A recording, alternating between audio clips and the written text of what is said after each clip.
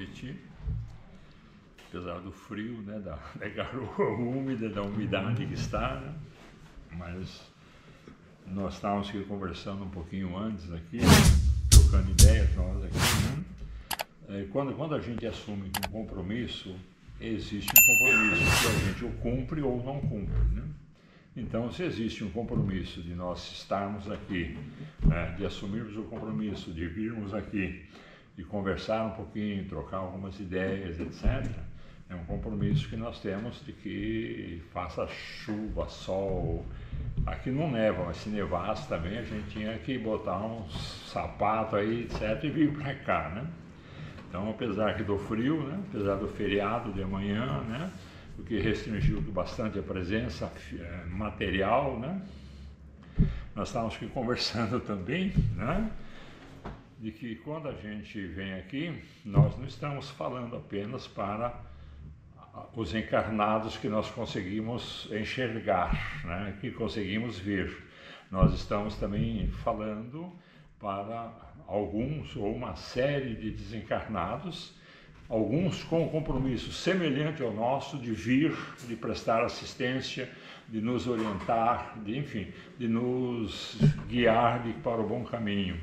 Então, né, quem tivesse, vamos dizer, a faculdade da visão, né, ou seja, de ser vidente, né, poderia enxergar, né? A gente estima, a gente sabe que existem muitos de nós desencarnados assistindo também, né? Da mesma forma que nós estamos ainda aqui conversando sobre o Evangelho no lar, né? Que quando a gente faz, a gente tem um compromisso e esse compromisso a gente precisa cumprir, onde quer que estejamos, né? Se o nosso horário é tal dia, tal hora, nós precisamos cumprir o compromisso, eventualmente até, se for o caso, agilizando um pouco, diminuindo um pouco o tempo, pedindo as nossas escusas, etc, etc. Mas é um compromisso de que a gente precisa cumprir. Ao menos esse é o nosso entendimento, né, de uma maneira geral, né? Bom, nós hoje, às segundas-feiras, né, é sempre o livro Caminho, Verdade e Vida, né, que é um livro escrito, ditado pelo Emmanuel, né, e psicografado pelo Chico Xavier. E hoje, o tema de hoje é Palavras de Mãe. Palavras de mãe, da mãe, né? E o texto do Evangelho está lá em João, capítulo 2, versículo 5, e diz o seguinte: Sua mãe disse aos serventes: façam tudo quanto ele lhes disser. Uma frase solta assim é de difícil compreensão, né? Ou seja, então, de que a gente vai buscar um pouquinho, né? Pesquisar um pouquinho, né? E essa é uma frase de Maria, dita para as pessoas, para os serventes, aqui que chamam de servente, para as pessoas que estavam trabalhando nas bodas de Caná. Ou seja, era uma reunião, umas bodas, um casamento, né, na cidade de Caná, né, e Jesus e seus discípulos e seus familiares foram convidados. E eles estavam lá, nesta bodas de Caná, né? Caná era uma cidade, evidentemente. E aí, lá pelas tantas, né? Maria, que é a mãe de Jesus, né? Chega para ele e diz: olha, está faltando vinho, né? E ele diz alguma coisa para ela, retruca alguma coisa para ela e manda os serventes, né, pegarem lá aquilo que é chamado de talhas, né, de pedra, né, que seriam que mal traduzido, que mal comparado hoje, né, que seriam os nossos potes de barro, né, que quando no interior principalmente existia, né, que a gente botava água dentro, ficava fresquinha, gostosinha e tal, né. Por favor, tá? Então seriam as talhas, né? E ele manda encher essas talhas, né, com água. Cristo, Jesus, né, manda encher essas talhas, esses recipientes com água, né? E aí essa água se transforma em vinho dos bons, né?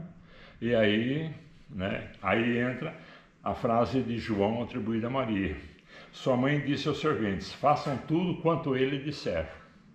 Quer dizer, o que ele pediu vocês façam, né? Então ele Jesus transformou a água em vinho, né? Mandou servir, né? E existe, vamos dizer, toda uma expressão, enfim, algo da época, né? Então, aqui os serventes foram e procuraram o mestre-sala.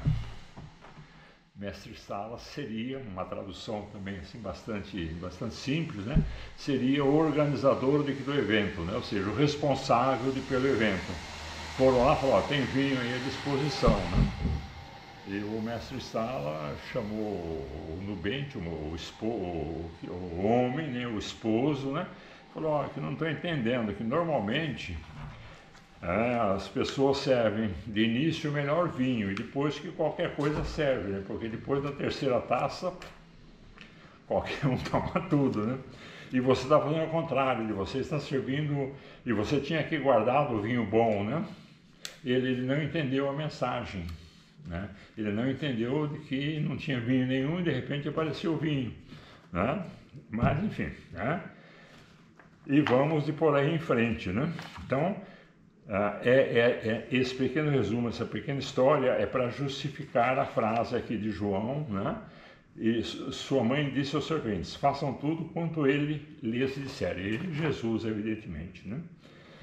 Tá? Depois a gente vem para o texto do Emmanuel, né?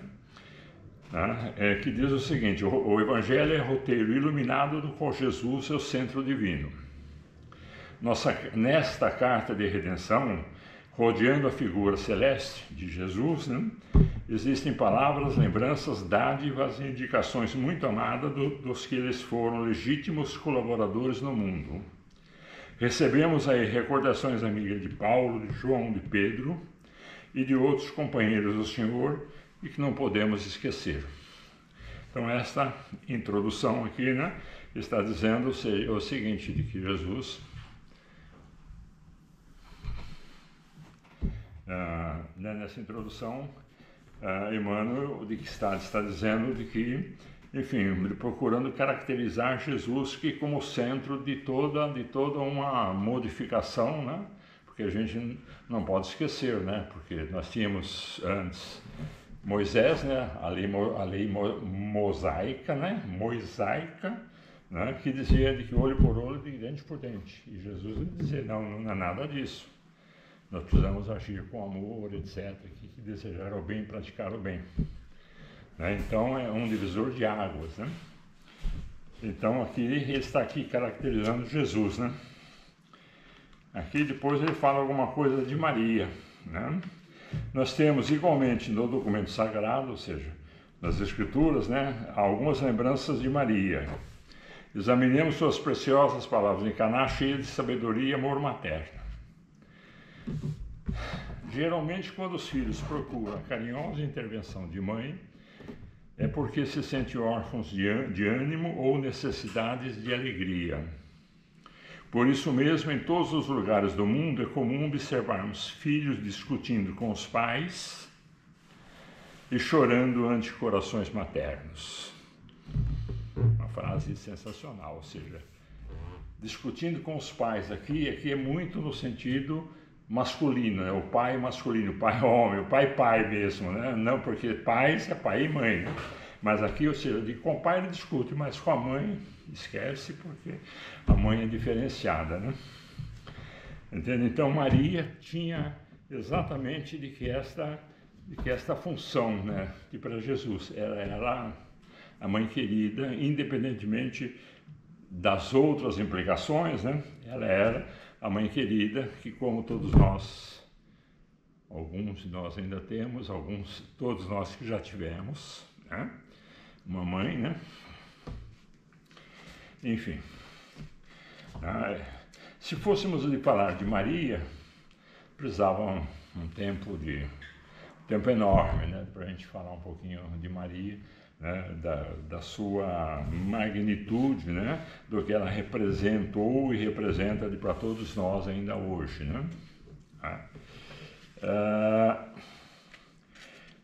Agora há pouco nós estávamos aqui conversando e uma nossa amiga aqui presente disse que frequenta diversas vezes o centro espírita durante a semana porque ela se sente bem.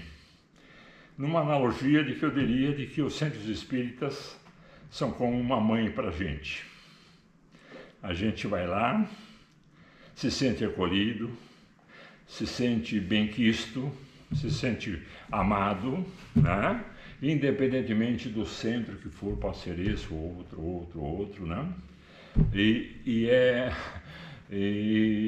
eu acho que podemos fazer esta comparação, né? A casa espírita funciona como uma mãe pra gente, certo? Enfim, e a gente precisa preservar isso aí, né? Maria, prosseguindo no texto aqui de Emmanuel, né? Maria é considerada com justiça o anjo tutelar, ou seja, o anjo maior, enfim, que está acima de tudo, né? Do cristianismo.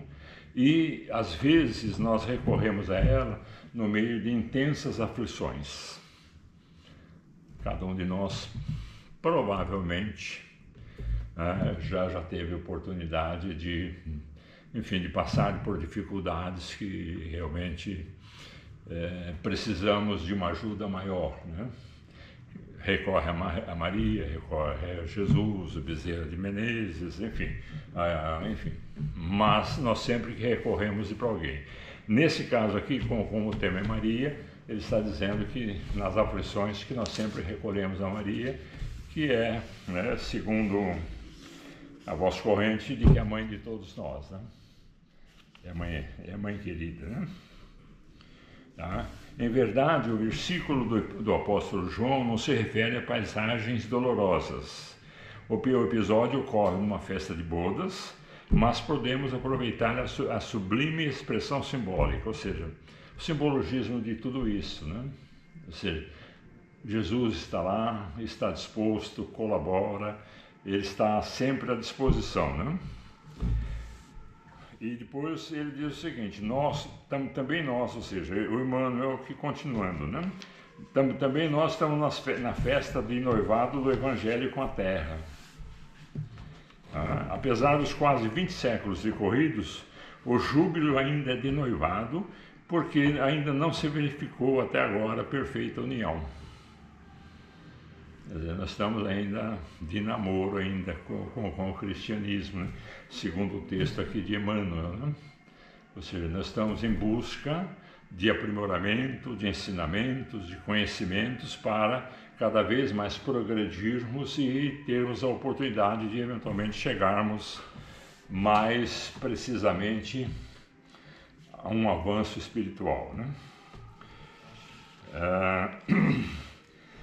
Em muitas ocasiões esgota-se o vinho da esperança, ou seja, nós chegamos a um ponto e falamos, não temos mais o que fazer, chegamos ao fundo do poço, né? Sentimos-nos extenuados, desiludidos. Nós então imploramos a ternura maternal e eis que Maria nos responde, façam tudo quanto ele lhes disser.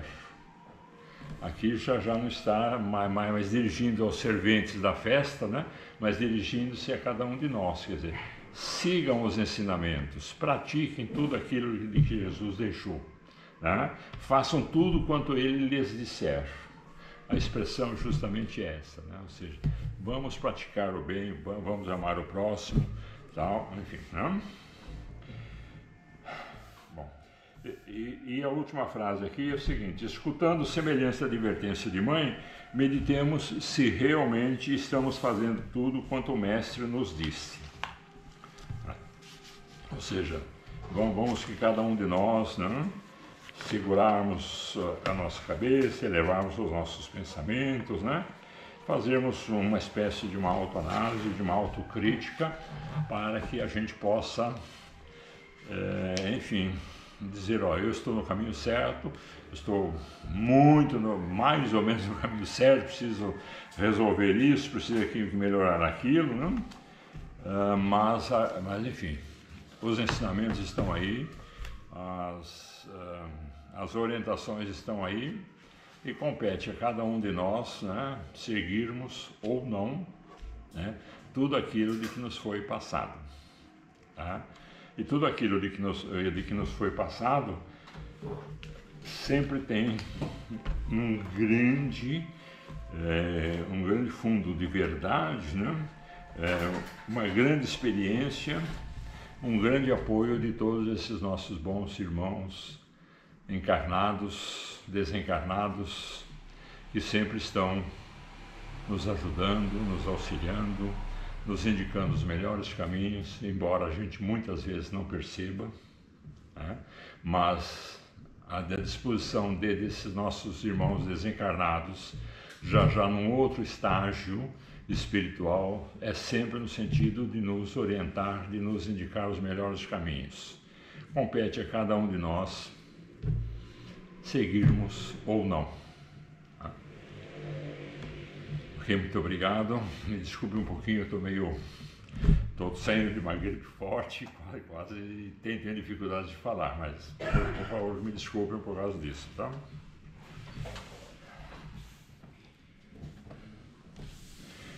E assim, finalizando, nós vamos mantendo os nossos pensamentos elevados, nós vamos pedindo a proteção de todos os nossos entes queridos, né?